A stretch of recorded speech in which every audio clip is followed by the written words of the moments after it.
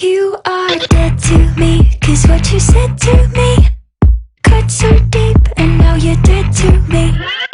Dead to me, you were a friend to me, but I put you to sleep, and now you're dead to me.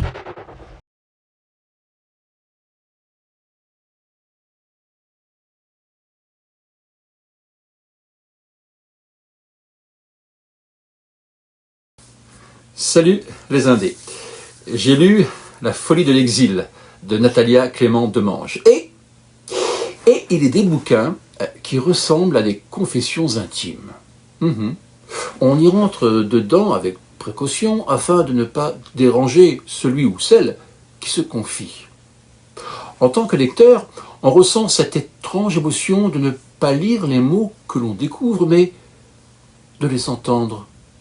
Attention, ce n'est pas une discussion ouverte, non, on ne cherche pas à prendre la parole, et encore moins à donner son avis sur ce qui est dit. Non, parce que on a conscience que ce serait inutile, et même malvenu.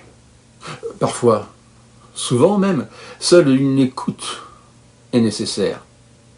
Celui ou celle qui s'ouvre à vous n'a nul besoin de conseils ou de leçons. Si pudiquement il se découvre, eh bien c'est dans le but de partager des secrets devenus trop lourds pour qu'il puisse encore les porter seul. Rendre compte, rapporter, faire savoir, eh bien c'est sortir de l'isolement. Et qu'importe que l'on ait affaire à une fiction ou à un témoignage, non, l'auteur vous confie des moments d'existence qu'il trimballait sans doute depuis longtemps et qu'il devait partager. Qu'il les ait vécus ou pas, finalement, on s'en fiche. Il les a pensés. Il les a écrits. Alors ils viennent forcément de quelque part. D'où La folie de l'exil, c'est le titre du livre, appartient à ce genre de bouquin. Ça raconte quoi? Eh bien, ça raconte des gens modestes qui se révèlent, que l'on croise dans la rue sans les voir, des personnes anonymes, sans histoire extraordinaire à raconter, c'est-à-dire sans cadavre sur les bras, sans coup de feu pampant, ni trahison, ni enquête, ni course-poursuite, ni meurtre. Oui, je sais, ça paraît anodin et même inintéressant. Et pourtant, tiens, quelle est la chose que tous, qui que nous soyons, poète ou nabab, drôle ou sévère, riche ou miséreux, exilé ou installé, que nous possédons tous une famille. Ouais. Alors la famille, elle peut être éclatée, elle peut être puissante, elle peut être dans la dèche, elle peut être dysfonctionnelle, aimante, délirante, reconstituée, déchirée, en morceaux, ignorée, brisée, ou enfin soudée. Il n'empêche qu'un jour, cette famille, pour nous tous, elle a existé.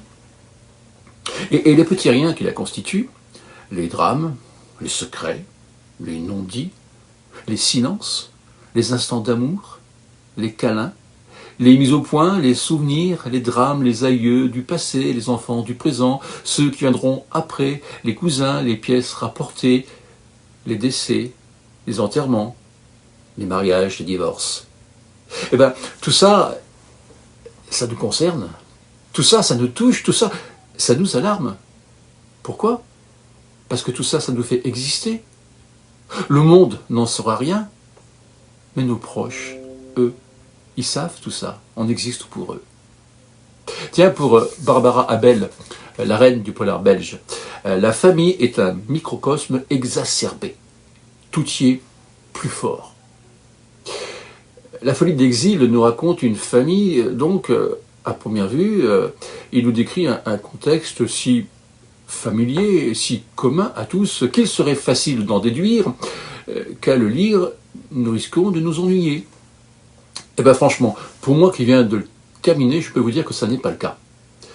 En plaçant la vie secrète d'une famille comme bien d'autres sur la place publique, ce roman nous dévoile la vie privée d'inconnus, certes, mais d'inconnus qui, finalement, nous ressemblent. Car, quelque part, c'est aussi de notre propre famille qu'il s'agit. Celle dans laquelle nous avons grandi, celle qui nous a déçus ou surpris, celle qui nous a fait pleurer ou rire, celle que nous découvrons trop tard, ou celle que nous aurions aimé avoir, ou encore celle que nous regrettons d'avoir subie.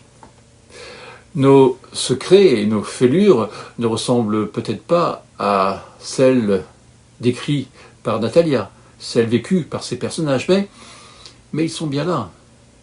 Et nous, nous les cachons, ou choisissons de les ignorer, tant que c'est possible. Alors en lisant ce bouquin, il peut arriver qu'imaginaire et réalité se mélangent.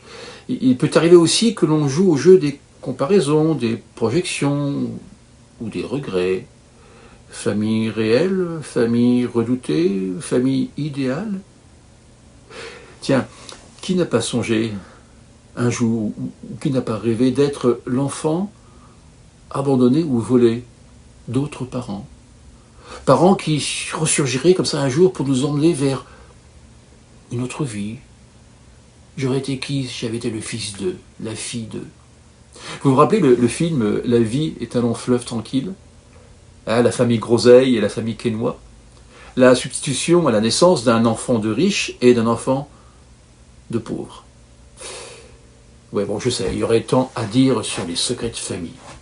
Eh bien, je ne vais pas en divulguer plus. Non. Je risquerais de dévoiler une évocation intime que Natalia nous conte si bien mieux que moi, avec pudeur, émotion et justesse.